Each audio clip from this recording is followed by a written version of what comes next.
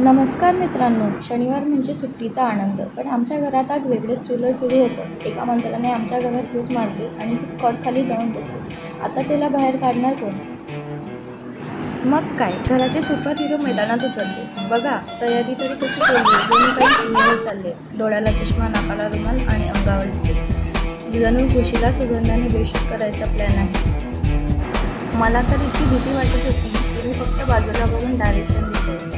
अहो डावीकडे बघा, अहो उजवीकडे बघा. फायनली मोहीम फते झाली. खुशीची रवानगी सुकडीत भरून घराबाहेर काढण्यात आली. मांजर बाहेर गेली आणि लगेच हॉलमधला फॅन बंद पडला. आता आमचे इंजिनियर साहेब फॅन सुधरवायला बसले. फक्त ॲक्टिंग बघा कशी चालली आहे. जमत काहीच नाही आहे, पण पोज मात्र भारी आहे. आता यांना जमत नाही म्हटल्यावर मी विचार केला, फॅन नीट होत नाही आहे, पण कमीत कमी फॅनचे पाते तरी धुवून घेऊया.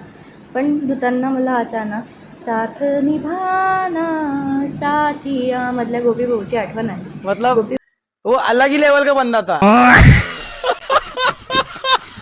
भाऊने लॅपटॉप धुतला होता. मी फॅन धुवून टाकते. आता बघू हा फॅन चालतो की ते कायमचा बंद होतो. पण शनिवार इथेच संपला नाही मित्रांनो. फॅनच्या नादात त्यांच्याकडून चुकून गणपती बाप्पाच्या फोटोची फ्रेम फुटली.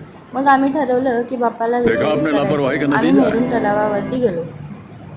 पण बिचारे बाप्पा काही पाण्यात जाईना. पाण्यात सोडलं की ते पुन्हा तरंगून वर यायचे. जणू काही बाप्पा म्हणत होते, मला तुमच्यासोबतच घरी यायचंय, मी नाही जाणार. नंतर आमच्या लक्षात आलं की फ्रेमच्या मागे थर्माकॉल होता, त्यामुळे बाप्पा तरंगत होते. मग यांनी हळूच तो थर्माकॉल काढला आणि बाप्पांचे व्यवस्थित विसर्जन केले. बाप्पांचे विसर्जन करून आम्ही लगेच बाजारातून नवीन सुंदर बाप्पा घरी आणले. आणि हो, यांनी कान पकडून बाप्पाची माफीसुद्धा मागितली आहे. पुन्हा अशी चूक होणार नाही हे देखील सांगितले आहे. तर असा होता आमचा अतरंगी शनिवार. मांजर, फॅन, घुस आणि बाप्पांची कृपा. तुम्हाला आजचा ब्लॉग कसा वाटला नक्की सांगा. आवडला असेल तर लाईक, शेअर करा आणि चॅनलला फॉलो करायला विसरू नका. तोपर्यंत बाय बाय आणि जय खानदेश.